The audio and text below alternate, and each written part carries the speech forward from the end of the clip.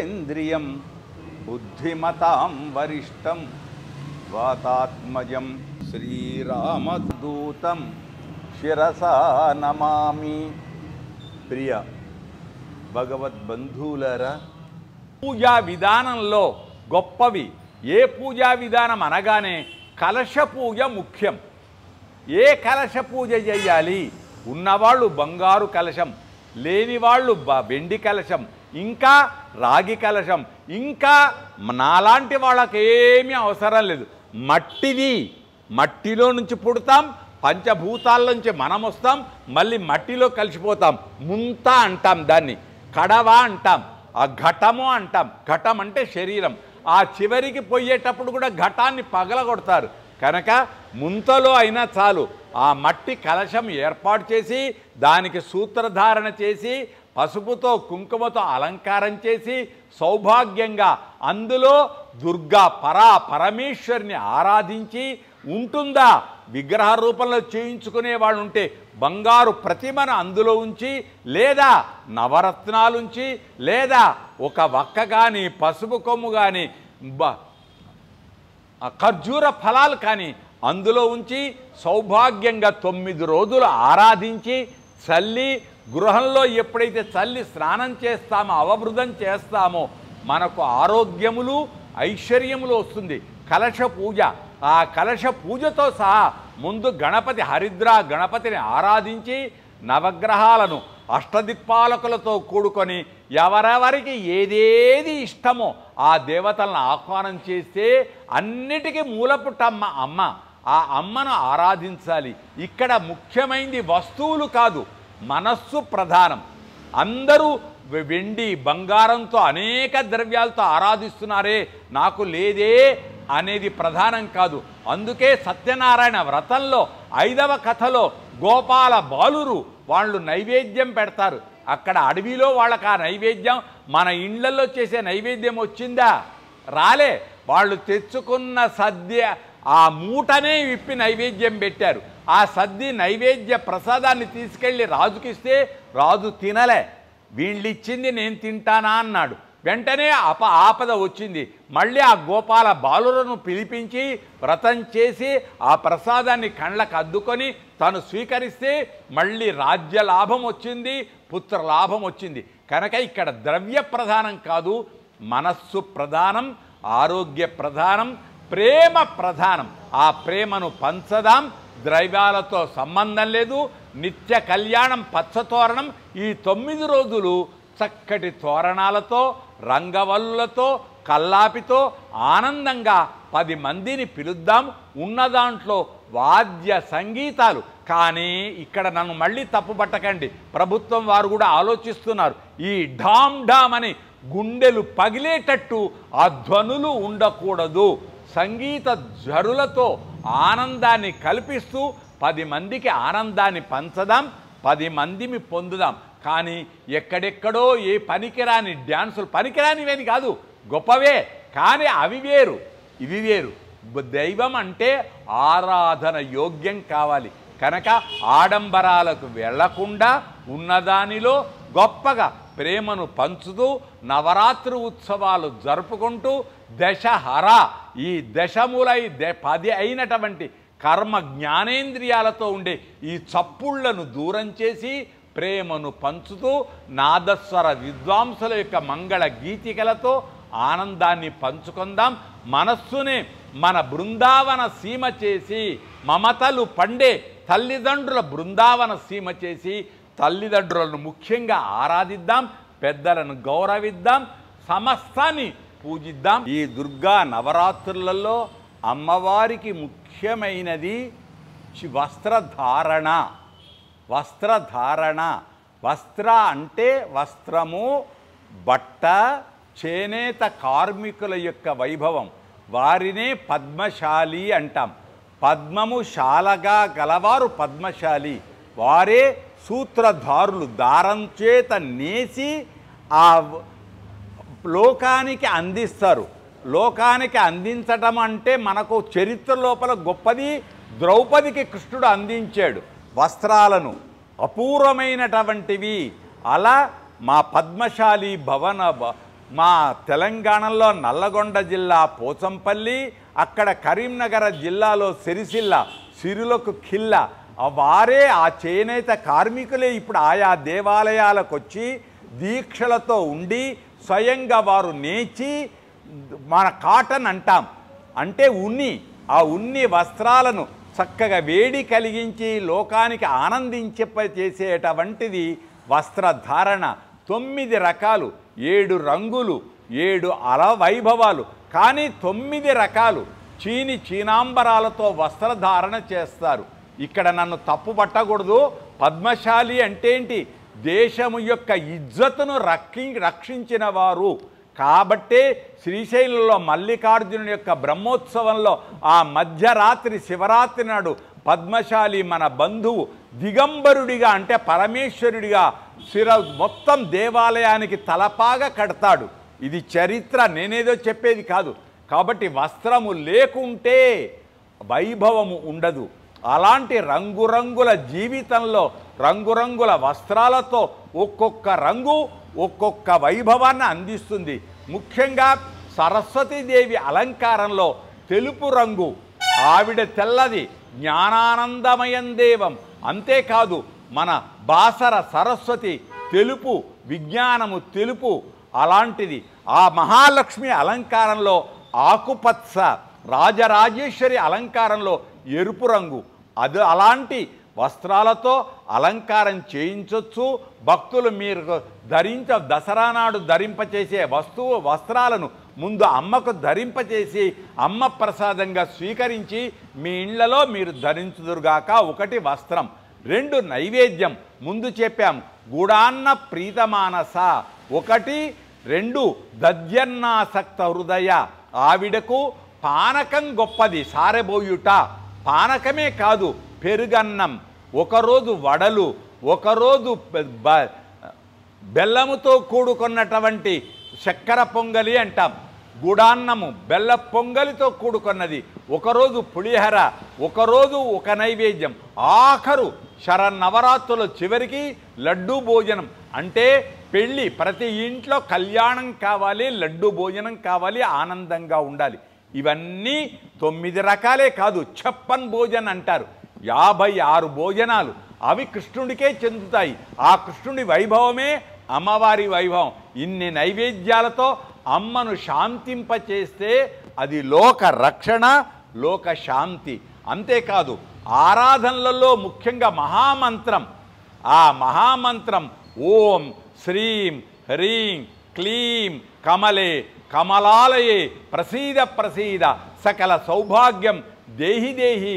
ఓం శ్రీం హ్రీం క్లీం ఐం జగత్ప్రసూత్యై మహాలక్ష్మ్యై నమః.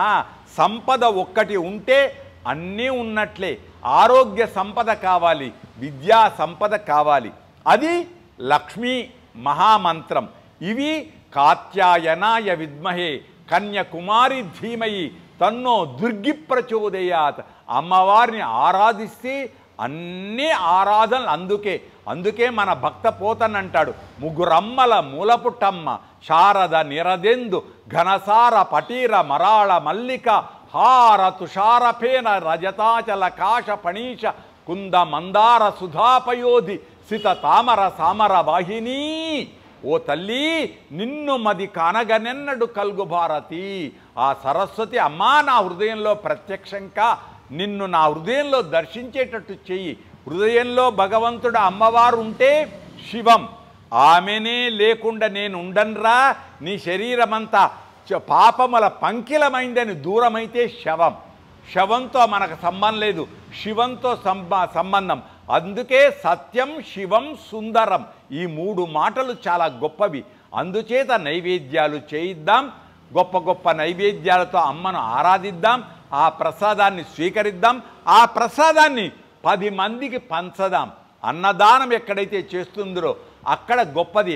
అన్నదానం మహాదానం కనుక శాస్త్రం చెప్పి పూజలలో వినియోగించి మనం కూడా ప్రార్థిద్దాం. మంత్రాలు చెప్పకూడదు బయటికి, అయినా మా మీడియా ద్వారా మా మాటల్లో కొన్ని మంత్రాలు వచ్చాయి, ఆ మంత్రాలను పట్టుకోండి. అంతేకాదు ధన్వంతరి మహామంత్రం అది గొప్పది. ఇప్పటిదాకా చెప్పాం. అలాంటి నమామి ధన్వంతరి ఆదిదేవం సురాసురైర్వందిత పాదపద్మం లోకే జరా రుక్ భయ మృత్యునాశం దాతారం ఈశం వివిధ ఓషధీనాం అనేక ఓషధులు మందులతో అందించే అమృత కలశంతో మా హనుమ యొక్క సంజీవని ఓషధులతో కూడుకున్న ఆరోగ్యం అందరికీ దేవదేవుడు అమ్మవారు అన్నపూర్ణయ్యై ప్రసాదంతో తీర్థముతో మనకు ఆరోగ్యాన్ని అందించుగాక.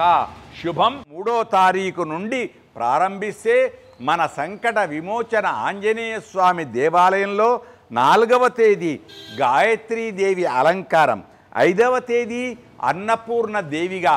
అన్నపూర్ణ అంటే కాశీ విశాలాక్షి. అన్నం ఎన్ని ఉన్నా బంగారాన్ని తినలేం. అన్నమే పరబ్రహ్మ స్వరూపం. అన్నం బ్రహ్మేతి వ్యజానాత్ వేదం. కనుక అన్నపూర్ణాదేవి అలంకారం. 3వది లలితాదేవి అలంకారము. లలిత అంటే చాలు, లాలిత్యాన్ని అందించే తల్లి. 4వది పార్వతీదేవి, దుర్గే అమ్మ, ముగ్గురమ్మల మూలపుట్టమ్మ ఆ తల్లి. 5వది శ్రీ మహాలక్ష్మి, అష్టలక్ష్ములతో ఉండేటువంటి విద్యాలక్ష్మి, వినయలక్ష్మి, ఆరోగ్యలక్ష్మి, ధైర్య అన్నీ ఆమెనే, ప్రతిదీ ఆమెనే. కనుక ఆ లక్ష్మీదేవి. ఇక ఆ తర్వాత గొప్పది సరస్వతి ఆరాధనలు. చిత్తా నక్షత్రంతో కూడుకున్నటువంటి వైభవం సరస్వతీదేవి ఆనందం అలంకారం. మూలా నక్షత్రం, చిత్తా నక్షత్రమేమో సుదర్శన భగవానుది. మూలా నక్షత్రం మూలమైనది చదువు. విద్య దదాతి వినయం, వినయాద్యాతి పాత్రతాం, పాత్రత్వా ధనమాప్నోతి, ధనాత్ ధర్మం తతసుఖం. చదువు ఒక్కటి ఉంటే చాలు, అన్నీ ఉన్నట్లే. ఈ కాలపు చదువులు ఉద్యోగం అంటున్నాం. ఉద్యోగం చేసే చదువు కాకూడదు. 10 మందికి ఉద్యోగం, 100 మందికి ఉద్యోగం ఇచ్చే చదువు కావాలి. జ్ఞాన చదువు కావాలి. ఇంట్లో ఉండే తల్లిదండ్రులను ఆరాధించే చదువు కావాలి. ఇది భాగవతంలో ప్రహ్లాదుడి యొక్క చరిత్రలో హిరణ్యకశిపుడు ప్రహ్లాదుడితో అంటాడు, తాను ఆర్యుల యొద్ద చదివించద తండ్రి, చదివిన సదసద్వివేక చతురత కలుగన్. అలాంటి సరస్వతి అలంకారంలో హయగ్రీవ ఆరాధన మొన్న శ్రవణ నక్షత్రంలో జరిగితే, శ్రావణ మాసంలో ఇప్పుడు సరస్వతి ఆరాధనలు 9వ తేదీ, 10వ తేదీ అలాగే దుర్గాదేవి, 11వ తేదీ మహిషాసుర మర్దిని. మహిషము అంటే దున్న. ఆ దున్నతో కూడుకున్నది ఆనందం, చెడు పైన విజయం, చెడును దూరం చేసే విజయం ఆ దుర్గాదేవి. ఇక ఆఖరుకు 12వ తేదీ ఆవిడ రాజరాజేశ్వరి. అందుకే లలితా సహస్రనామంలో మొదటి పేరు శ్రీమాత, శ్రీ మహారాజ్ఞి, శ్రీమత్ సింహాసనేశ్వరి. ఆవిడ రాజరాజేశ్వరి దేవిగా గొప్పగా ప్రసిద్ధి పొందుతుంది.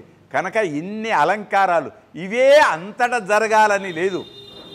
ఆయా దేవాలయాలలో ప్రాచీన నుండి వచ్చే సంప్రదాయ ప్రకారంలో ఒక్కొక్క అలంకారంతో ఆరాధిస్తూ ఉంటుంది ఒక్కొక్క దేవాలయం.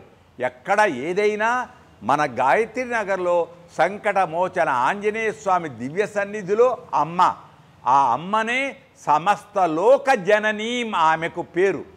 ఆమె లోకాలన్నిటికీ పుట్టుట. వైష్ణవంలో పురుషకార స్వరూపిణి అంటారు. అంటే మగవాడు కొద్ది కోపంతో ఉంటే అమ్మ ఉందే ఆడబిడ్డ, ఆమె శాంతపరిచి వీడు నీ బిడ్డడు, వీడి కోరికలు నెరవేర్చు అని కోరికలు నెరవేర్చేటట్టు చేసేది తల్లి. లోకంలో కూడా చూడండి, ఒక్కసారి మనం ఆలోచించి చూస్తే భార్యాభర్తలు, పార్వతీ పరమేశ్వరుడు, సీతారాముడు, గంగా గౌరితో కూడుకున్న పరమేశ్వరుడు, భద్రకాళితో కూడుకున్న దేవుడు. ఎక్కడ చూచినా స్త్రీ పేరే ప్రధానం, మొదటి పేరు, తర్వాత పురుషుడి పేరు. కానీ ఈ కాలంలో పురుషాధిక్య ప్రపంచం అంటున్నాం. ఆ అమ్మ లేకుంటే సృష్టి లేదు. కారణం వెంకటాచల మహాత్మ్యం. లక్ష్మి వెళ్ళిపోతే తను పిచ్చోడై మళ్ళీ వచ్చి తిరుచానూరులో తపస్సు చేస్తాడు వెంకటేశ్వరుడు. అప్పుడు అలర్మేలు మంగగా ఆమె పద్మం నుండి పద్మ సరోవరం నుండి ఆవిర్భవిస్తుంది. ఇప్పుడు శరన్నవరాత్రుల్లో ప్రతి ఇంటిలో ఆరాధనలు అందుకుంటుంది అమ్మవారు. దీనికంటే ముందు గౌరీగా, మంగళ గౌరీగా బతుకమ్మ పండుగలో బతుకు ఇచ్చే అమ్మ బతుకమ్మ. అందులో కూడా ఇప్పటిదాకా మనం అష్టమి నవములు ఎలా చెప్పామో, తంగేడు చెట్టు వెళ్ళి భగవంతుడిని ప్రార్థించింది. ఇన్ని పువ్వులున్నాయి, అన్ని దేవుని దగ్గరికి వెళ్తారు, నన్ను ఎవ్వరూ ఆరాధించరు కదా. చివరికి గడ్డి గరక, అది వినాయక చవితిలో వినాయకుడికి ముఖ్య ఆరాధన కదా, నా స్థితి ఏమిటి అని భగవంతుడిని ప్రార్థిస్తే, ఓహో నువ్వు ఆరాధించట నిన్నే అందరు ఆరాధిస్తారు, నువ్వే భగవంతుడి దగ్గరికి కాదు, నిన్నే అందరూ ఆరాధిస్తారని బతుకు అమ్మ బతుకమ్మ. కనుక ఆ తంగెడి పువ్వుతో ఆరాధింపబడేది ఇప్పుడే, ఈ నవరాత్రుల్లోనే ప్రారంభంలో ఈ అమ్మగా ఆరాధనలు. ఆ నవరాత్రులు చివరిలో అమ్మ రాజరాజేశ్వరిగా ఆరాధనలు అందుకుంటూ ఉంది. కనుక అమ్మ వైభవం ఎంత చెప్పాలన్నా తక్కువే. అందుకే లలితా సహస్రనామంలో కామేశ బద్ధ మాంగళ్య సూత్ర శోభిత కంధరా, అందరికీ కావలసింది ఏంటి? ఏ స్త్రీ అయినా మాంగళ్యం భద్రం కావాలి అంటే భర్త ఆరోగ్యంగా ఉండాలి. అలాంటి ఆరోగ్యాలను, ఐశ్వర్యాలను, ఆనందాన్ని పంచే తల్లే మనకు ఈ యొక్క శరన్నవరాత్రులు. ఈ శరన్నవరాత్రులు ఇప్పుడే కాదు, ఒక 7 సంవత్సరాల నుండి మా ఆరుట్ల మోహనాచార్య వంశీ కృష్ణ ఆచార్యులు కమిటీ బంధువులందరూ కూడా కరోనా సమయంలో ఈ సంకట మోచన ఆంజనేయ స్వామి సన్నిధిలో దుర్గను ఆరాధిస్తూ, ఓ కరోనా అనే 3 అక్షరాలు క ర నా, దానిలో నా అనే అక్షరం చాలా చెడ్డది, ఆ నా అనే అక్షరాన్ని ముందు పెట్టి నకరో, నువ్వు ఏమీ చెయ్యకు వెళ్ళిపో అని ఆరాధింపబడి ఈరోజు కరోనా అనే రుగ్మత లేకుండా చేసినటువంటి గొప్ప దేవాలయాలలో ఈ దేవాలయం చాలా ప్రధానమైంది. ఇక్కడి అర్చకులు, కమిటీ బంధువులు ఆరోగ్యం కోసం ఎంతో గొప్పగా హనుమను ఆరాధించారు. కారణం, హనుమ సంజీవని తీసుకొచ్చాడు. లక్ష్మణుడు మూర్ఛపోతే, రాముడు ఏమి చెయ్యలేకపోతే తాను సంజీవని వృక్షం తెచ్చి బ్రతికించినటువంటిది హనుమను తలిస్తే చాలు బుద్ధి, బలం, యశో, ధైర్యం, నిర్భయత్వం, ఆరోగ్యత, అజాడ్యం, వాక్పటుత్వంచ హనుమస్మరణాద్భవే. దీనిలో వాక్పటుత్వం, హనుమ మాట్లాడాడంటే చాలు 4 వేదాల స్వరూపమై వేదముల వల్లనే పలుకుతున్నాడు అని మొట్టమొదట రాముడు లక్ష్మణుడితో అంటాడు. ఋగ్వేదం, సామవేదం తెలిసినటువంటి వేద స్వరూపుడు హనుమ. అలాంటి హనుమ తన గూర్చి ఎక్కడ చెప్పుకోడు, రాముడి గూర్చే చెబుతాడు. అలాంటి సంకట విమోచన ఆంజనేయ స్వామి సన్నిధిలో అనేక వైభవాలలో దుర్గా, మొన్ననే వినాయక నవరాత్రులు జరిగాయి. ఇప్పుడు దుర్గా నవరాత్రులకు ప్రతి భగవద్బంధువుని ఆహ్వానిస్తుంది మా కమిటీ అర్చకులు కూడా. ఈ శరన్నవరాత్రులలో మరొక్కటి అక్కడక్కడ వింటున్నాం, మంకీ ఇలాంటి కొత్త రోగాలు వస్తున్నాయని వింటున్నాం. అలాంటి కొంత రోగాలు పోవటానికి ఇక్కడ ఈ 9 రోజులలో ధన్వంతరి ప్రార్థనతో కూడుకొని ఆరాధనలు అర్చకులైనటువంటి మోహనాచార్యతో చేయబడుతుంది. ఆ ధన్వంతరి ఎక్కడ ఉంటే అక్కడ ఆరోగ్యం. అమృతం మదనంలో వచ్చినటువంటి నారాయణుడు అమృత కలశం తెచ్చిన ధన్వంతరి, ఆయన ప్రార్థన ఒక్కసారి ధన్వంతరి ప్రార్థన ఎక్కడ చేస్తామో అక్కడ ఆరోగ్యం. ఆయన ఓం నమో భగవతే వాసుదేవాయ ధన్వంతరయే అమృత కలశాస్తాయ, అమృత కలశాస్తంతో వచ్చి సర్వామయ నివారణాయ, అన్ని రుగ్మతలను దూరం చేసే తండ్రి ఆయన. మనకు సంజీవని ఇచ్చే, రక్షించే ఆ దేవుడు, దేవదేవుడు మన హనుమ. కనుక మా హనుమ దేవాలయంలో భక్తులు మీకు ఏ గ్రహ దోషాలున్నా నవగ్రహ ఆరాధనలు పొందండి, పరమేశ్వరుని సేవించండి. ఇంత వైభవాన్ని అందించే మా రాజ్ టీవీ తెలుగు వారికి, మా గొప్పగా రాజు ఎవరైతే ఉన్నాడో యువకుడు అయినా దేశానికి ఒక మంచిని అందించాలి.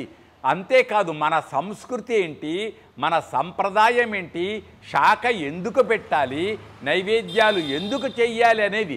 దేవుడు ఏమీ తినడు. నైవేద్యం పెడతామంటే నివేదన అనగానే ఏదో ఆరగింపు ప్రసాదాలు అంటాం. మన మనస్సును నివేదన, లోపల కనపడే దైవాన్ని మనం చూడలేం కాబట్టి బయట ఆ విగ్రహ రూపంలో అర్చామూర్తి రూపంలో ఆరాధింపబడుతుంది. కాబట్టి మౌలాలి దగ్గర ఉండే మా గాయత్రి నగర్లో ఆంజనేయ స్వామిని దర్శించండి, 11 ప్రదక్షిణాలు చేయండి, కోరిన కోరికలు నెరవేర్చుకోండి. అదంతా మన స్వార్థం. లోకానికి ఆరోగ్యాన్ని అందించాలి కాబట్టి రుగ్గుమతలు లేకుండా సంపదలు వచ్చి ఆ ఆరోగ్య సంపదతో వర్ధిల్లాలి. ఆరోగ్య సంపదతో విద్యా సంపదతో అందరూ వర్ధిల్లుదురుగాక. అలాంటి వైభవాన్ని అందిస్తున్నటువంటి మా రాజ్ న్యూస్ వాళ్లకు, తెలుగు ఛానల్తో కూడుకున్న సంప్రదాయ వైభవాన్ని అందించే మా ఛానల్కు, మీడియాకు, మాధ్యమానికి అనేక రాబోయే శరన్నవరాత్రుల శుభాకాంక్షలతో అటు మా మీడియా వర్ధిల్లాలి, ఇటు సంస్కృతి వైభవం వర్ధిల్లాలి, సంప్రదాయం వర్ధిల్లాలి, పెద్దలను పూజించాలి, మనము ఆనందంగా ఉందాం. కొద్దిగా ఈ క్షణంలో తప్పు పట్టకూడదు. అందరూ పిల్లలు, ప్రతి చిన్న పిల్లవాడితో సహా సెల్ ఫోన్ల వినియోగం ఎక్కువైంది. సెల్ ఫోన్ ఉండాలి, వినియోగం అవసరం, సాంకేతిక వైభవం అవసరం. కానీ ప్రతిదానికి సెల్ ఫోన్ను వాడడం బాగుండదు కనుక దాన్ని తగ్గించుకుందాం, సంప్రదాయాన్ని సంస్కృతిని పెంచదాం. మా సంకట విమోచన ఆంజనేయ స్వామి నుండి భక్తజన బంధువులందరికీ కూడా అనేక శుభాకాంక్షలు. సర్వే జనాః సుఖినః భవంతు, స్వస్తి ప్రజాభ్యః పరిపాలయంతాం న్యాయేన మార్గేణ మహీం మహీషాః, గోబ్రాహ్మణేభ్యః శుభమస్తు నిత్యం, లోకాః సమస్తాః సుఖినో భవంతు. మా కమిటీ చైర్మన్ గారి నుండి అలానే కమిటీ బంధువుల నుండి మీ అందరికీ సాదర స్వాగతములు. సేవించండి, తరించండి. శుభం భూయాత్. జై శ్రీమన్నారాయణ. ఈరోజు మన గాయత్రీనగర్ సంకటమోచన ఆంజనేయ స్వామి వారి సన్నిధిలో మనమందరం కలవడం చాలా సంతోషము. ప్రతి సంవత్సరం కూడా మేము అమ్మవారి నవరాత్రి ఉత్సవాలు అంగరంగ వైభవంగా జరుపుకుంటున్నాము. అలాగే సిద్ధాంతి కృష్ణమాచార్యులు గారి సలహా మేరకు మన ఆలయ ప్రధాన పూజారి ఆరుట్ల మోహనాచార్యులు గారు, అలాగే వంశీ పంతులు గారు ఆధ్వర్యంలో మా కమిటీ ప్రెసిడెంట్ మరియు సెక్రటరీ గారు వి వెంకట సీతారామరాజు గారు మరియు కిరణ్ కుమార్ గారి ఆధ్వర్యంలో మేము కమిటీ సభ్యులు అందరం కూడా ముందుకు వచ్చి కార్యక్రమాలు అంగరంగ వైభవంగా జరగడానికి ప్రయత్నం చేస్తున్నాము. గత 10 సంవత్సరాల నుంచి కూడా దసరా నవరాత్రి ఉత్సవాలు మేము చేయడానికి సంకల్పం ఆ ఆంజనేయ స్వామి వారు మాకు కల్పించేందుకు ప్రత్యేక స్వామివారికి ధన్యవాదాలు. అలాగే స్వామివారి ఆశీస్సులు మా అందరికీ కూడా, అలాగే ప్రజానికానికి అందరికీ కూడా ఉండాలని కోరుకుంటున్నాము. ప్రత్యేకంగా మేము ఇక్కడ చేసే కార్యక్రమాల్లో భాగంగా మేము గణపతి నవరాత్రి ఉత్సవాలు, అమ్మవారి దసరా నవరాత్రి ఉత్సవాలు, తిరుప్పావై కార్యక్రమాలు అంగరంగ వైభవంగా జరుపుకుంటున్నాము. ఈ కార్యక్రమాల్లో పోయిన మాసము గణపతి నవరాత్రి ఉత్సవాలు కూడా అంగరంగ వైభవంగా జరిగాయి. అందులో ప్రత్యేకంగా మేము మట్టి వినాయకులను మాత్రమే తీసుకొని వచ్చి పూజించడం జరుగుతుంది. అలాగే అమ్మవారి ఉత్సవాల్లో కూడా మట్టి విగ్రహాలు మాత్రమే తీసుకొని వస్తున్నాము. అలాగే అందరూ కూడా మట్టి విగ్రహాలను పూజిద్దాం, పర్యావరణాన్ని రక్షిద్దాం అనే సంకల్పంతో ముందుకెళ్ళి కార్యక్రమాలను దిగ్విజయంగా పూర్తి చేసుకుందాము. కార్యక్రమాల్లో భాగంగా రోజు 3వ తారీఖు నుంచి 12వ తారీఖు వరకు నవరాత్రి ఉత్సవాలు జరుగుతాయి. వాటిల్లో మూలా నక్షత్రం రోజు పిల్లలకి అక్షరాభ్యాస కార్యక్రమం కూడా అంగరంగ వైభవంగా ప్రతి ఒక్కరిని కూడా ఇందులో భాగస్వాములను చేస్తూ ప్రతి ఒక్కరికి కూడా ఆ అమ్మవారి దయ ఉండాలని కార్యక్రమం నిర్వహిస్తాము. అలాగే కార్యక్రమంలో ముఖ్యంగా అన్నప్రసాద వితరణ కార్యక్రమము ఎంతో వైభవంగా కాలనీవాస అందరినీ కూడా దీంట్లో భాగస్వాములను చేస్తూ అన్నప్రసాద వితరణ కార్యక్రమము చేస్తాము. ముఖ్యంగా మేము ఆలయ సమీపంలో ప్రతి నెల 2వ శనివారం రోజు అన్నప్రసాద వితరణ కార్యక్రమము కూడా కొనసాగిస్తున్నాము. దీనికి కమిటీ సభ్యులు అందరూ అటు ప్రజానికము అందరూ కూడా సహాయ సహకారాలు అందించి కార్యక్రమాన్ని ముందుకు తీసుకోవాల్సిందిగా మళ్ళొక్కసారి అందరినీ కోరుకుంటున్నాను. జై శ్రీమన్నారాయణ.